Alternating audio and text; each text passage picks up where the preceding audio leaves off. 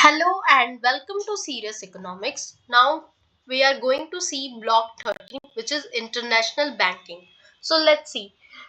Banks for international settlement BIS हम देखने जा रहे हैं. BIS जो है वो क्या है, इसका कोर आइडिया क्या है कि बैंक्स फॉर इंटरनेशनल सेटलमेंट, ऐसा बैंक जो इंटरनेशनल सेटलमेंट के लिए है. ठीक है. Central bank of central bank, central bank का भी सेंट्रल बैंक है. ठीक है. BIS is the central bank for central bank. ठीक है. तो central bank of central bank है, ये बैंक फॉर इंटरनेशनल सेटलमेंट है. Bank BIS. ठीक है. Bank for international settlement. ठीक है. इसका फंक्शन क्या है? तो फंक्शन ये है कि सेंट्रल बैंक के डिपॉजिट होल्ड करता है, इंटरनेशनल कोऑपरेशन है, इमरजेंसी लैंडिंग में हेल्प करता है. ठीक है. ये जो है क्या है, इसका फंक्शन है BIS का. ठीक है. कब फाउंड हुआ है? 1930 में इसका फाउंडेशन किया गया था, founded in 1930 and originally to manage German war reparation. ठीक है. मतलब ओरिजिनली इसको बनाया गया था जनरल वॉर जो हुआ था, जर्मन में जो वॉर हुआ था उसके रिपार्टेशन के लिए ओरिजिनली जो है इसको बनाया गया था. पर फाउंडेड कब हुआ था? 1930 में. और नाउ कैसे एक्ट कर रहा है? BIS is based in Basel, Switzerland. ठीक है. तो ये कहाँ पे BIS जो है इसका हेडक्वार्टर वो स्विट्जरलैंड में है. ठीक है. लोकेशन मतलब कहाँ पे है? बेसल, स्विट्जरलैंड में. ठीक है. It owned by 63 central bank. ये जो है 63 सेंट्रल बैंक द्वारा ओन किया जाता है. इसका प्राइमरी फंक्शन हमने देख लिया क्या क्या है, कि central bank of central bank है, मतलब होल्ड करता है सेंट्रल बैंक डिपॉजिट, मैनेज करता है रिजर्व्स एंड प्रोवाइड करता है emergency credit to central bank. ये सारा काम करता है सेंट्रल बैंक के लिए, प्राइमरी फंक्शन है इसका. ठीक है. दूसरा क्या एक्ट करता है? Forum for central bank cooperation. ठीक है. मतलब by monthly meetings of central bank governors की बुलाता है. ये forum for central bank cooperation की तरह काम करता है. ठीक है. मीटिंग्स बुलाना ऑल ओवर कंट्रीज से सेंट्रल बैंक गवर्नर्स की. ठीक है. रिसर्च एंड स्टैटिस्टिक्स पब्लिश करता है BIS, quarterly review, annual economic report, ये सारे जो है ये रिपोर्ट पब्लिश करता है. ठीक है. और क्या करता है? होस्ट करता है की कमिटीज. कौन कौन सी कमिटीज? जैसे कि बेसल कमिटी हुआ ऑन बैंकिंग सुपरविजन. ठीक है. जो Basel committee on banking supervision है, इनको क्या करता है? होस्ट करता है. ठीक है. और बेसल कमिटी जो है सुपरविजन की, ये जो है बैंकिंग रूल सेट करते हैं बेसल 1, 2, 3 के लिए. ठीक है. अच्छा. Sets global bank capital standard, Basel accords. ठीक. इसके बाद देखते हैं कि ये क्या है, committee on payment and market infrastructure. ठीक है.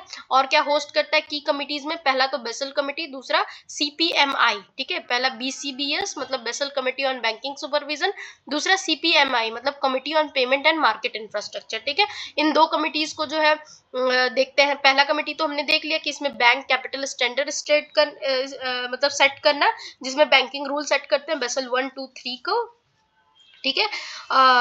अब उसके बाद हम देखते हैं CPMI का क्या सिस्टम है. तो इस कमिटी में क्या होता है कि इस पेमेंट सिस्टम का स्टैंडर्ड रखा जाता है. ठीक है.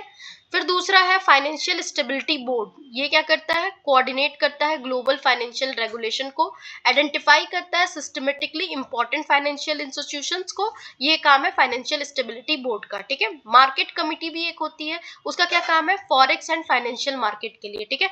दूसरा है इरविन फिशर कमिटी भी है, ये क्या है? स्टैटिस्टिक्स से रिलेटेड है. ठीक है. RBI is a member of BIS, participate in Basel committee as observer. ठीक है. RBI जो है मेंबर है BIS का, पर ये ऑब्जर्वर की तरह पार्टिसिपेट करता है बेसल कमिटी में. ठीक है. इंडिया जो है किससे अलाइंग है? बेसल थर्ड नॉर्म से, with some modification for domestic context. ठीक है. डोमेस्टिक कॉन्टेक्स्ट में हमने बेसल थर्ड नॉर्म्स को कुछ मॉडिफाई करके इंडिया ने लागू किया है. तो समझ आ गया कि BIS क्या है? बैंक फॉर इंटरनेशनल सेटलमेंट, जिसे कहा जाता है central bank for central banks. ठीक है. और इसके डिफरेंट डिफरेंट फंक्शंस है. और फाउंड कब हुआ था? 1930 में. इसका जो हेडक्वार्टर है बेसल, स्विट्जरलैंड में. अब बात करते हैं स्विफ्ट एंड कॉरस्पॉन्डेंट बैंकिंग. ठीक है. स्विफ्ट एंड कॉरस्पॉन्डेंट बैंकिंग का मतलब है कि स्विफ्ट जो है बैंक्स के बीच जो है सिक्योर मैसेजिंग सिस्टम का काम करता है. ठीक है. स्विफ्ट जो है मनी ट्रांसफर नहीं करता है, सिर्फ मैसेज भेजता है. ठीक है. याद रखना. तो SWIFT is a global messaging network for financial transaction. SWIFT क्या है? ग्लोबल मैसेजिंग नेटवर्क है फाइनेंशियल ट्रांजेक्शन के लिए. इनेबल करता है बैंक्स को worldwide to communicate securely. ठीक है. बैंक्स को एक्सेस देता है या बैंक्स को जो है प्रोवाइड करता है सिक्योर नेट कम्युनिकेशन चैनल. ठीक है. तो स्विफ्ट क्या है? मनी ट्रांसफर नहीं करता, सिर्फ मैसेज भेजता है. एग्जाम्पल, मान लो इंडिया और यूएस का जो है ट्रांसफर, मतलब मैसेज जो है स्विफ्ट से जाता है, ठीक है। अगर इंडिया और यूएस में कुछ मनी ट्रांसफर हो रहा है या जो भी ट्रांसफर हो रहा है तो वो मैसेज स्विफ्ट से जाता है, बैंक टू बैंक का जो है। एक्चुअल ट्रांसफर बैंक के थ्रू होता है, ठीक है, पर जो मैसेज है वो कौन भेजता है, स्विफ्ट भेजता है, ठीक है। बात करते हैं क्रॉसपॉन्डेंट बैंकिंग की। क्रॉसपॉन्डेंट बैंकिंग क्या होता है, एक बैंक जो है दूसरे के बैंक के थ्रू काम करता है, ठीक है, इसे कहते हैं हम लोग correspondent banking. Correspondent banking allows domestic bank to access international payment system through partnership with foreign bank, ठीक है। तो एक बैंक क्या करता है, दूसरे के बैंक के थ्रू काम करता है, ठीक है। इसमें जो आता है हमारा नोस्ट्रो अकाउंट, जो कि अपना पैसा फॉरेन बैंक में रखना, ठीक है, नोस्ट्रो अकाउंट, ठीक है। और दूसरा आता है वोस्ट्रो अकाउंट, मतलब फॉरेन बैंक का पैसा अपने बैंक में रखना, ठीक है। तो क्या करता है क्रॉसपॉन्डेंट बैंकिंग, एक बैंक के दूसरे बैंक एक बैंक जो है दूसरे एक बैंक जो है दूसरे कंट्री के बैंक के थ्रू काम करता है, ठीक है। रियल एग्जांपल अगर लें तो इंडियन बैंक जो है यूएस बैंक के थ्रू पेमेंट करेंगे, ठीक है। इसमें इंपॉर्टेंट इशू क्या होता है कि इसमें डी रिस्किंग का इशू होता है, मतलब हाई रिस्क कंट्रीज को जो है बैंक्स जो हाई रिस्क कंट्रीज को क्या करते हैं, बैंक्स जो है अवॉइड करते हैं, ठीक है। इंडिया के एंगल से अगर देखोगे तो रुपी ट्रेड प्रमोट हो रहा है, यूपीआई जो है एक तरह से ग्लोबल हो रहा है, ठीक है। ये सारी चीजों का फायदा हो रहा है। तो अब देखो समझते हैं, स्विफ्ट जो है इसका फुल फॉर्म क्या है, society for worldwide interbank financial telecommunication. क्या है, society for worldwide interbank financial telecommunication, जो कि 1973 में फाउंडेड हुआ था, जिसका हेडक्वार्टर कहाँ है, बेल्जियम में, ठीक है। किसके द्वारा कितने लोगों द्वारा, कितने बैंक्स द्वारा यूज किया जा रहा है, 11,000 इंस्टीट्यूशन इसे यूज करते हैं, 200 प्लस कंट्रीज इसमें है, ठीक है। स्विफ्ट जो है क्या करता है, मैसेज कैरी करता है, instruction for fund transfer, letters of credit and security transaction, ठीक है। स्विफ्ट क्या करता है, मैसेज ट्रांसफर करता है, फंड ट्रांसफर करता है, letter credit and security transaction, ठीक है। अच्छा, स्विफ्ट जो है itself does not move money, सिर्फ स्विफ्ट जो है अपने आप ही मनी को नहीं मूव करता, बस ये ट्रांसमिट करता है मैसेज को। एक्चुअल ट्रांसफर जो होता है वो क्रॉसपॉन्डेंट बैंक अकाउंट के थ्रू होता है, ठीक है। स्विफ्ट क्या करता है, सैंक्शंस कर किसको किया है, रशिया जो है डिस्कनेक्ट हो गया स्विफ्ट से पार्शियली, क्योंकि आफ्टर जो यूक्रेन का इन्वेजन हुआ है रशिया ने 2022 में किया था, उससे क्या किया गया है, यूएसए ने रशिया को जो है डिस्कनेक्ट कर दिया स्विफ्ट से, और उसके जो पैसे हैं वो क्या हो गए, वहां पे ब्लॉक हो चुके हैं, ठीक है। वहां से मैसेज जो रशिया के बैंक है और जो स्विफ्ट सिस्टम में बैंक है वो जो है वो क्या हो रहा है, ट्रांसफर नहीं हो रहा है, ठीक है। स्विफ्ट को एक तरह से समझ लो कि डेमोन्स्ट्रेट किया जा रहा है एक जियो पॉलिटिकल टूल की तरह, ठीक है। और motivated development of alternative payment system, जो स्विफ्ट है क्या कर रहा है, मोटिवेट कर रहा है अल्टरनेटिव पेमेंट सिस्टम को डेवलप करने के लिए, क्योंकि रिसेंट जो इसने रशिया का पैसा ब्लॉक कर लिया है स्विफ्ट ने, तो स्विफ्ट सैंक्शन जिसे कह रहे हैं उसकी वजह से चाइना जो है अपना सिस्टम ला रहा है, चाइना सिस्टम CIPS, ठीक है। और इंडिया का जो अपना सिस्टम है SFMS, ठीक है। ये लोगों ने अपना ओन मोटिवेशन अपने मोटिवेट होकर अपना अल्टरनेटिव पेमेंट सिस्टम बनाया, ठीक है। क्रॉसपॉन्डेंट बैंकिंग के बारे में हमने देखा, क्रॉसपॉन्डेंट बैंकिंग मतलब domestic bank maintains an account with a foreign bank, ठीक है। एक डोमेस्टिक बैंक जो है मेंटेन कर रहा है account with foreign bank. Domestic bank को यहाँ कह सकते हो रिस्पोंडेंट, तो एक रिस्पोंडेंट जो है अपना अकाउंट मतलब नॉस्ट्रो अकाउंट, ठीक है। तो अगर एक डोमेस्टिक बैंक जो है या एक रिस्पोंडेंट जो है अपना नॉस्ट्रो अकाउंट खोलता है विथ क्रॉसपॉन्डेंट, ठीक है, मतलब एक डोमेस्टिक बैंक मेंटेन करता है account with a foreign bank, इसी को अगर इस तरह से कहें बैंकिंग लैंग्वेज में, तो ए रिस्पोंडेंट जो है मेंटेन कर रहा है नॉस्ट्रो अकाउंट विथ क्रॉसपॉन्डेंट, ठीक है। इसी तरह वाइस वर्सा, मतलब वॉस्ट्रो अकाउंट भी मेंटेन किया जा सकता है फॉरेन बैंक द्वारा डोमेस्टिक बैंक में, ठीक है। अच्छा, क्रॉसपॉन्डेंट जो है प्रोवाइड करता है access to local payment system and can execute transaction on behalf of respondent, ठीक है। तो क्रॉसपॉन्डेंट क्या करता है, जो फॉरेन बैंक है ये लोकल पेमेंट सिस्टम को एक्सेस कर सकता है एंड एग्जीक्यूट कर सकता है transaction on behalf of respondent, मतलब डोमेस्टिक बैंक के बिहाफ पे जो है फॉरेन बैंक जो है लोकल पेमेंट सिस्टम को एक्सेस कर सकता है एंड एग्जीक्यूट कर सकता है ट्रांजेक्शन, ठीक है। बात है रिस्क क्या आ रहा है, डी रिस्किंग का प्रॉब्लम आ रहा है, मतलब इंटरनेशनल बैंक जो है have been closing correspondent relationship with banks in high risk jurisdiction money laundering concern की वजह से, मतलब कि इंटरनेशनल बैंक जो है वो क्लोज कर रही है फॉरेन बैंक के साथ रिलेशनशिप। क्यों? क्योंकि हाई रिस्क जुरिडिक्शन, मतलब क्योंकि मनी लॉन्ड्रिंग कंसर्न की वजह से जो इंटरनेशनल बैंक है वो क्या कर रही है, क्लोज कर रही है अपना क्रॉसपॉन्डेंट विथ बैंक्स, जो डोमेस्टिक बैंक है उनके साथ जो है अपना क्रॉसपॉन्डेंट जो है क्लोज कर रही है मनी लॉन्ड्रिंग कंसर्न की वजह से। और इससे क्या हो रहा है कि डिसरप्ट हो रहा है financial access for some developing countries. ठीक है, इंडिया स्पेसिफिक की बात करें तो आरबीआई जो है प्रमोट कर रहा है रुपी ट्रेड सेटलमेंट, जिससे कि डॉलर की से डिपेंडेंस हमारी रिड्यूस हो सके। इंडिया ने साइन किया है rupee trade agreement with several countries. ठीक है, 2022 के बाद रुपी ट्रेड एग्रीमेंट हमारा बहुत सारी कंट्रीज के साथ साइन हुआ। यूपीआई भी जो है इंटरनेशनली एक्सटेंड किया गया है। NRI payments, cross border QR code payment. ठीक है, ये सारा। नेक्स्ट आते हैं, हम देखते हैं कि अब हम ओवरऑल अगर समझे ब्लॉक क्या कहते हैं 13 का, तो ये था कि फाइनेंशियल इंक्लूजन मतलब बैंकिंग फॉर ऑल। ठीक है, बैंकिंग फॉर ऑल मतलब पीएमजेडवाई मतलब प्राइम मिनिस्टर जनधन योजना जो है 2014 में आई थी। फाइनेंशियल इंक्लूजन का मतलब क्या है, banking for all, prime minister Jan Dhan योजना जैसा चीज खोलना, फिर डीबीटी सिस्टम को डेवलप करना, फिर यूपीआई मतलब इंस्टेंट मोबाइल पेमेंट, या ये जो पेमेंट बना ये लार्जेस्ट इन वर्ल्ड बना। ठीक है, इससे क्या हो रहा है, फाइनेंशियल इंक्लूजन हो रहा है। ठीक है, फिर बात करते हैं बीआईएस का, जो कि central bank of central bank है, जो कि बेसल नॉर्म्स भी बनाता है। फिर स्विफ्ट की बात की हमने, जो कि मैसेजिंग सिस्टम है, उसमें कोई रियल मनी ट्रांसफर नहीं हो रहा है। क्रॉसपॉन्डेंट बैंकिंग का मतलब क्रॉस बॉर्डर पेमेंट किया जा रहा है विया पार्टनर बैंक। ठीक है, तो ये रहा हमारा फाइनेंशियल ब्लॉक 13 का ओवरऑल क्रक्स। अब हम देखते हैं ब्लॉक 14, जिसमें हम देखेंगे यूजीसी नेट की हॉट टॉपिक्स जो आ रहे हैं मनी एंड बैंकिंग से। ठीक है, तो देखते हैं क्या है। तो पीवाईक्यू एनालिसिस का कब का लिया है, 2018 से 24 तक, और ये हाईएस्ट फ्रीक्वेंसी टॉपिक है। ठीक है, तो चलो देखते हैं। पहला है मनी सप्लाई मेजर्स, जो हमने इन सारी चीजों को देख चुके हैं, बट एक बार फिर से हम रिवीजन कर रहे हैं। मनी सप्लाई मेजर जो है M0 to M4। ठीक है, इसकी हाई फ्रीक्वेंसी है, आने की चांसेस है। क्या क्या इसमें पूछा जा सकता है, डेफिनेशन, इसके कंपोनेंट क्या है, डिफरेंस बिटवीन क्या है नैरो एंड ब्रॉड मनी में। ठीक है, सारे पेपर में ही ये आया है। ठीक है, तो देखो M0 क्या है, currency in circulation plus banker deposit with RBI plus other deposit with RBI. M0 को हमने क्या माना, reserve money, high powered money माना था। ठीक है, और हाई पावर्ड मनी क्या है, गवर्नमेंट आरबीआई की क्या है, ये रिजर्व मनी कंसिडर्ड होगी। ठीक है, M0। तो M0 क्या क्या लेती है कि करेंसी जो सर्कुलेट हो रहा है, फिर जो बैंकर्स ने डिपॉजिट किया आरबीआई के पास, और आरबीआई की जो डिपॉजिट और आरबीआई के पास अदर जो डिपॉजिट है, उन सारा जो भी चीज आरबीआई के पास है उसको हम कहेंगे M0। याद रखना, जितना भी चीज आरबीआई के पास है क्या कहेंगे, M0। M1 क्या था हमारा, नैरो मनी। ठीक है, नैरो मनी किसके बराबर होता है, तो नैरो मनी बराबर होता है कि करेंसी जो पब्लिक के पास है, फिर जो डिमांड डिपॉजिट है। ठीक है, मतलब ये बहुत हाईली लिक्विड होता है फ्रीक्वेंटली, मतलब जो डिमांड डिपॉजिट क्रिएट होती है उसे हम कहते हैं नैरो मनी या M1 मनी। ठीक है, M2 की बात करें तो स्लाइटली इससे कम होता है, उसमें सेविंग पोस्ट ऑफिस के साथ आ जाता है। ठीक है, तो M2 भी याद रखना। M3 की बात करें तो ये ब्रॉड मनी होता है। ब्रॉड मनी में क्या लिया जाता है, M1 को प्लस करते हैं। ठीक है, जैसे करेंसी विथ पब्लिक और डिमांड डिपॉजिट के साथ इसमें टाइम डिपॉजिट को भी कंसिडरेशन में लेते हैं। ठीक है, इसलिए हमारा M3 जो है ब्रॉड मनी होता है, मतलब फिक्स डिपॉजिट भी लिया जाता है। ठीक है, ये मोस्ट इंपॉर्टेंट होता है पॉलिसी एग्रीगेट के लिए।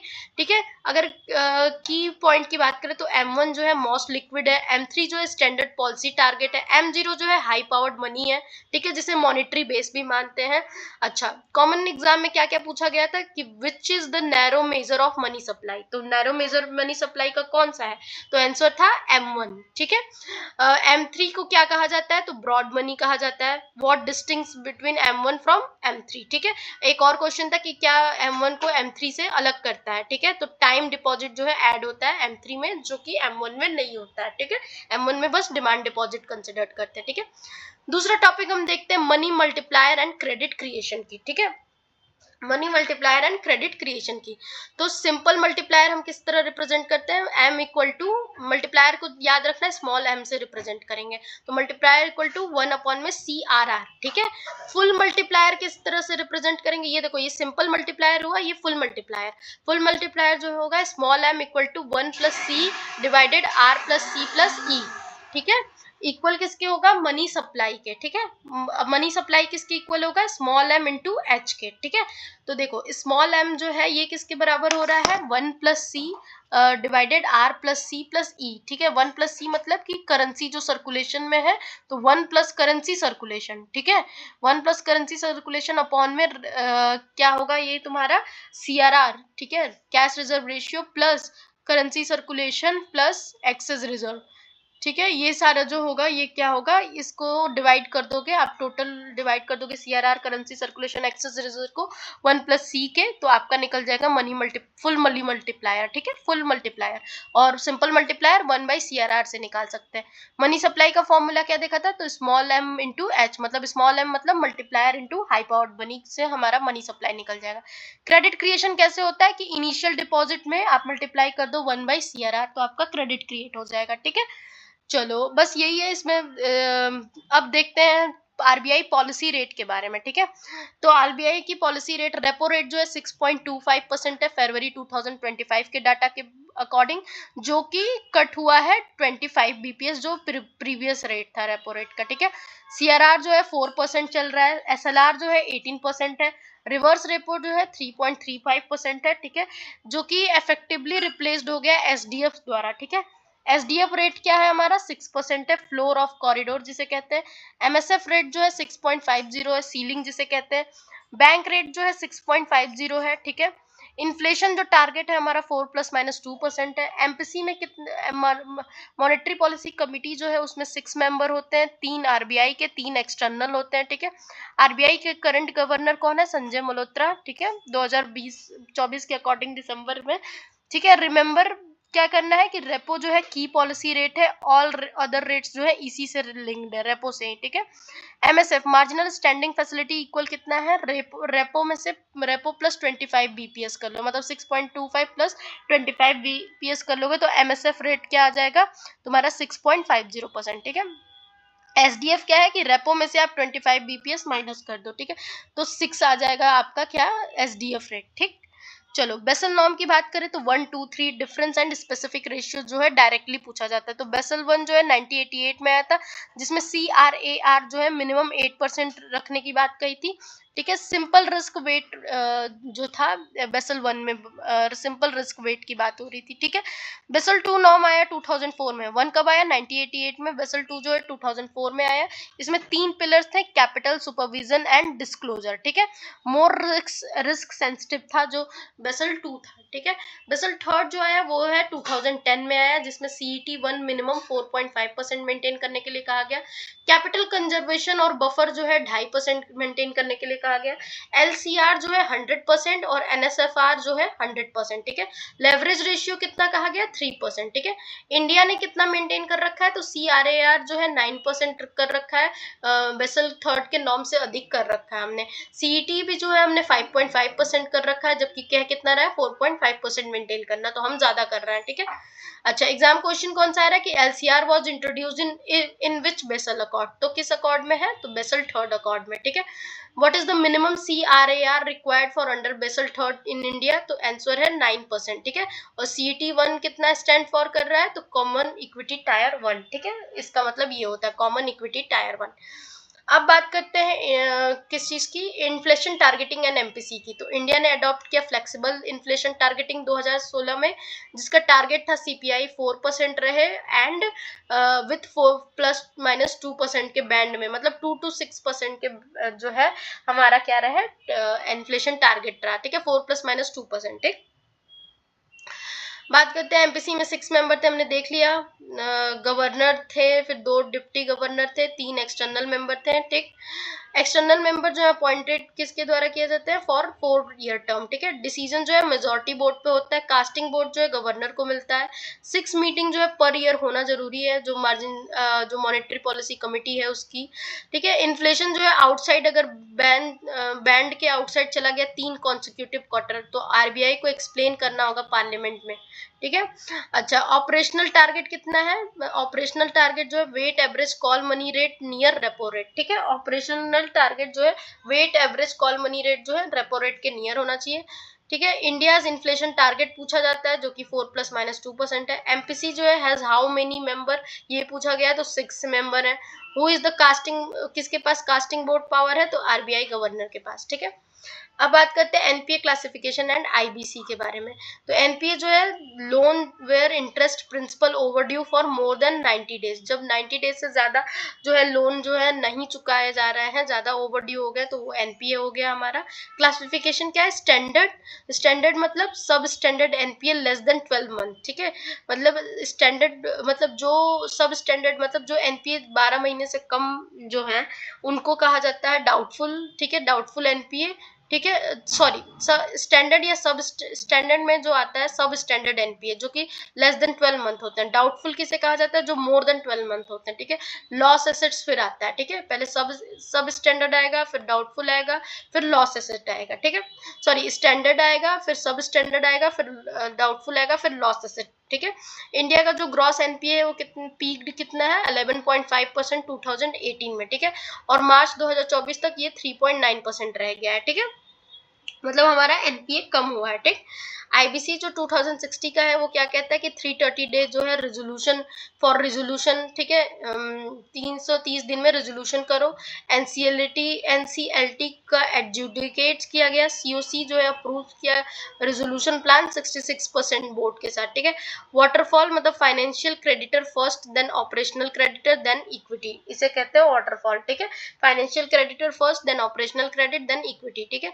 एग्जाम में क्या पूछा जा रहा है, what is the maximum time for CIRP under IBC, तो 330 डेज है। ठीक है, रेजोल्यूशन का टाइम।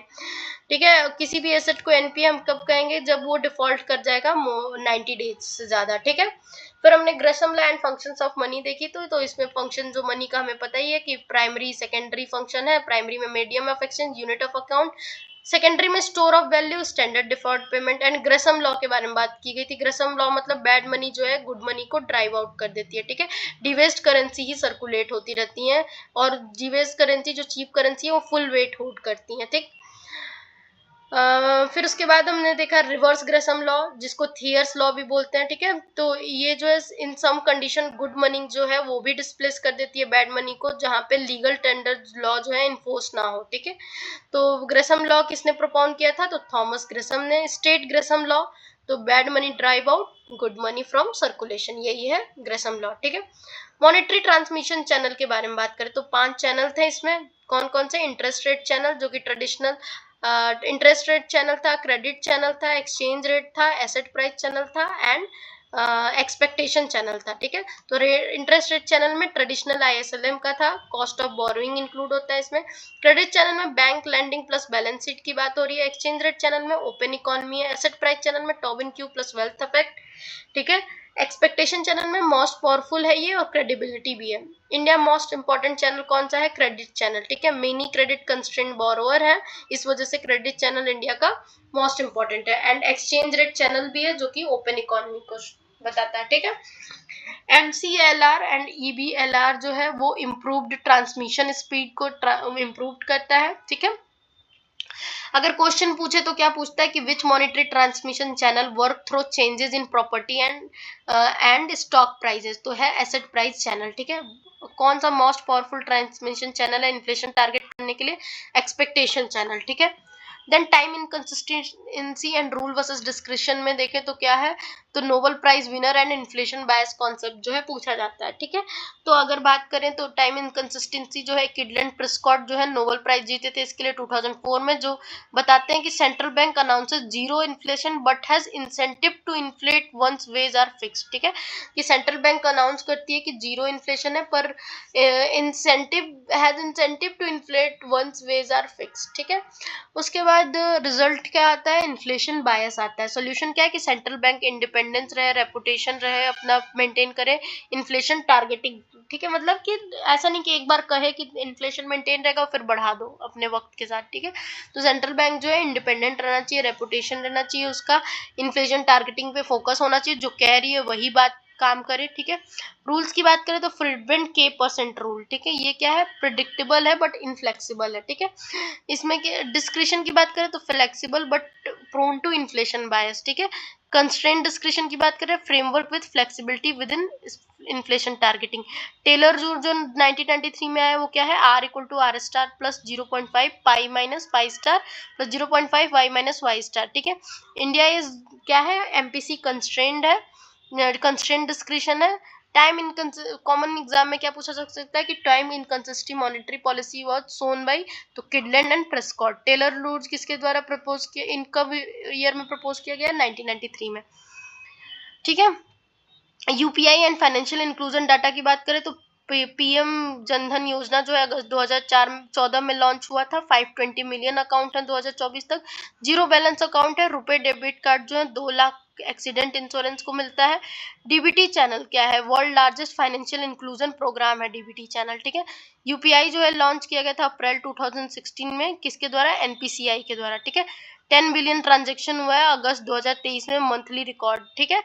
इंडिया जो है 46% of global real time digital payments transaction है फाइनेंशियल ईयर 23 टू 24, ठीक है। 130 बिलियन ट्रांजेक्शन हो रहा है ई रूपी सीबीडीसी में, ठीक है। अब बात करते हैं ई रूपी और सीबीडीसी में, मतलब ये लॉन्च हुए थे 2022 में, wholesale EW and retail ER, ठीक है। उसके बाद बात करते हैं प्रायोरिटी सेक्टर लैंडिंग, तो 40% जो है एग्रीकल्चर, एएनबीसी मतलब एग्रीकल्चर को 18% दो, वीकर सेक्शन को 12% दो, पीएसएलसी को ट्रेड सर्टिफिकेट बिटवीन बैंक, ठीक है। तो कॉमन एग्जाम में क्या पूछा जाता है कि प्राइम मिनिस्टर जनधन योजना कब लॉन्च हुई थी, किस ईयर में, 2014 में। इंडिया की यूपीआई जो मैनेज किसके द्वारा की जाती है, एनपीसीआई द्वारा, ठीक है। That's it. अच्छा, थ्योरी एंड कॉन्सेप्ट का हम अगर समरी क्विक रिवीजन करें, देख ही चुके हैं हम, मुझे नहीं लग रहा है कोई कि क्विक रिवीजन की जरूरत है, ठीक है। Thank you.